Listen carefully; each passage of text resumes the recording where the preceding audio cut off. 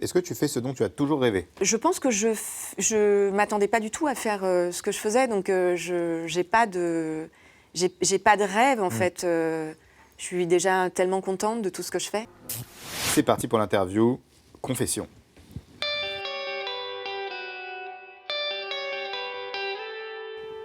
Alors Angélique, tout ce que je te demande dans cette interview, c'est d'être d'une honnêteté irréprochable. Mais parce que dans les valeurs, il y a la bonté, je crois, il faut qu'on soit sympa et donc on te laisse un joker si tu veux ne pas répondre à une question. Ok. Est-ce que ça te va? Ça marche. Angélique, l'endroit où tu te sens le mieux? Je me sens bien partout. J'adorais prendre des bains, mais je trouve plus ça très écolo. D'accord. Donc, Donc voilà, c'était c'est ça. Ce dont tu pourrais difficilement te passer? de ma famille et puis de mon doudou. De ton dodo, de ton téléphone portable, t'es accro. Mais bon, toi, tu peux vraiment dire que c'est pour le travail, pour toi, pour le coup, parce que du coup, Oui. t'as de bonnes excuses. Et du coup, ta plus grande addiction, Ah bah c'est le numérique. les réseaux sociaux? En règle générale, le numérique. D'accord, t'es tout le temps connecté. Je fais quasiment tout sur le numérique. Je fais mes courses, j'achète mes vêtements, Tu es très je connecté. joue, je suis connectée en permanence. Ta plus grande peur? Ma plus grande peur, ce serait qu'il arrive quelque chose à l'un de mes enfants. Si tu devais changer quelque chose chez toi, ce serait quoi? Bah, écoute, j'ai essayé de changer quelque chose chez moi. D'accord. On en a dit que c'était des confessions, hein, donc je joue le D'accord. jeu. Hein. Sauf tu as ton joker, toujours. J'ai un tatouage dans le dos. D'accord. Oh là là, gros dossier. Gros dossier, et que j'ai essayé de faire partir au laser et qui est parti un peu, mais pas beaucoup. Donc je referai peut-être une petite séance ou plusieurs, j'en sais rien. Alors, quels sont tes prochains défis professionnels? Donc, je suis très investie dans la cause des femmes et notamment de la jeune génération et donc dans les STEM, sciences, D'accord. technologies, engineering, mathematics.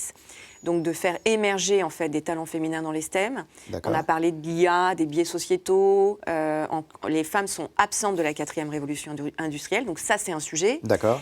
Je publie mon 3e ouvrage. Ah, j'allais Donc, te demander. D'accord, félicitations. Voilà, c'est une news, j'ai le D'accord. plaisir de te l'annoncer. Une planète à rembourser aux éditions Kawa, D'accord. qui est un essai en fait. Je me suis beaucoup formée depuis 3 ans sur la transition environnementale. Ok. Donc Alors j'apporte justement, la question d'après, que fais-tu au quotidien pour la planète? Ah ben je sais pas si je peux dire que je suis très engagée, mais évidemment je recycle comme tout le monde. Je fais très attention à la consommation d'eau à la maison et donc j'ai équipé la maison des douchettes Hydrao. Je sais D'accord. pas si tu vois. Quand tu es en bleu, c'est que tu consommes juste Ouais, ce qu'il je vois faut. très bien. Quand tu passes en vert, tu commences à déconner. Et quand tu es en rouge, Ok.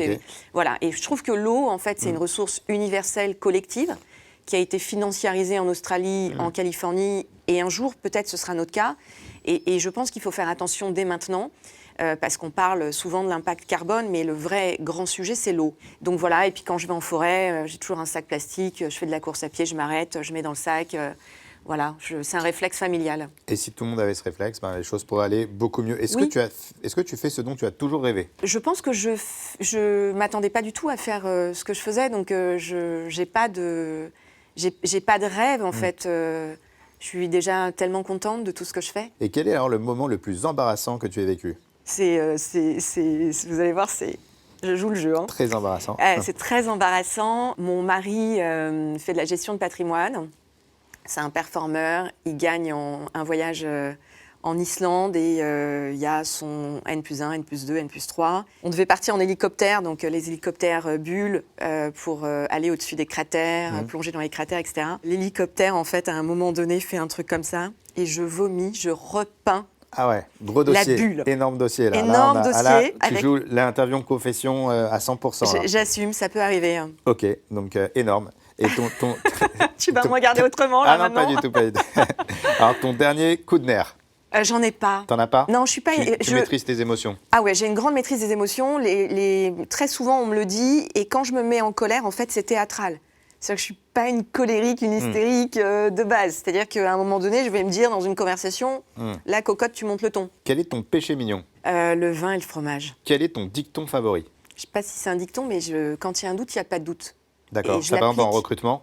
Ouais, S'il y a un doute, il y a recrutement, pas de doute. décision. Quand il y a un doute, il n'y a pas de doute. Je disais ça hier à un entrepreneur qui se posait la question sur un plan de succession, qui avait un doute. Je lui dis, attends, S'il y a un t'as doute, tout dit, il n'y a pas de doute. t'y vas pas. Voilà, et dernière question. Est-ce que tu es à l'aise dans cette émission, Angélique? Oui, je suis à l'aise. Ah, bah on est vraiment J'espère. ravis. C'est le plus important. Merci Angélique.